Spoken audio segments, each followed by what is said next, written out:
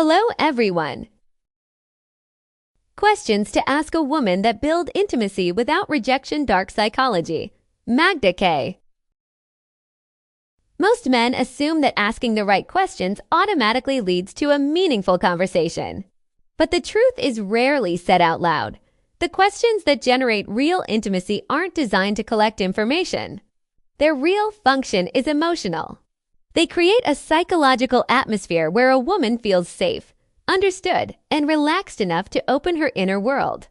And many men miss this entirely because they're focused on performing and impressing, rather than slowing down and genuinely connecting.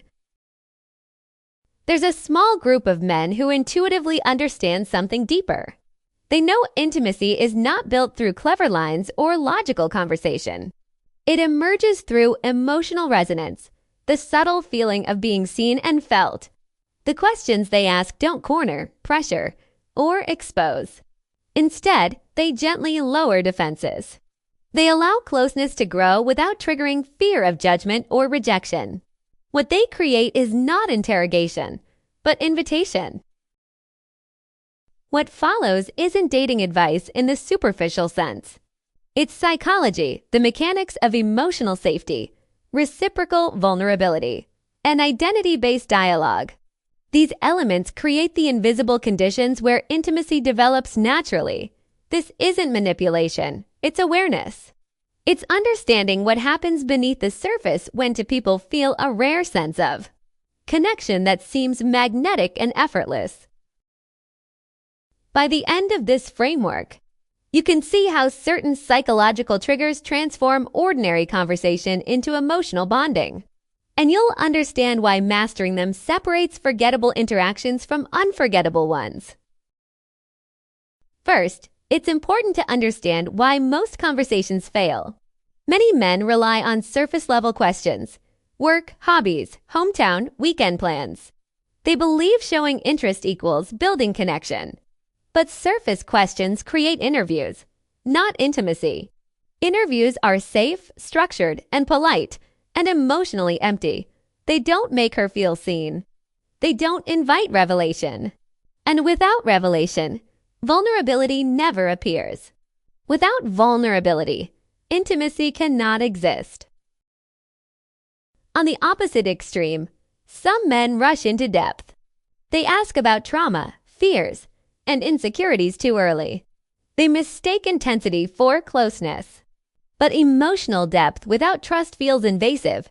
It creates discomfort, not connection. She withdraws not because she rejects intimacy, but because intimacy must be earned, not demanded. The solution lies in a middle path: questions that don't feel like questions. Conversations that feel like shared experiences. Moments where she feels understood, not analyzed. The first principle is identity reflection. People don't fall for you because of who you are alone. They fall for how they experience themselves around you. Every question reflects a version of her identity. Surface questions reflect her social mask, the routine persona she shows strangers. But when you ask about her values, her perspective, what energizes her, you mirror a deeper self. She feels recognized in a way she rarely is. And that recognition is emotionally powerful. Instead of asking what she does, you ask what excites her. Instead of where she grew up, you ask what shaped her worldview. These shifts seem small, but they transform facts into meaning. She's no longer reporting information. She's revealing significance. And significance is the doorway to intimacy. The second principle is the vulnerability loop. Real vulnerability is reciprocal. It's rhythmic.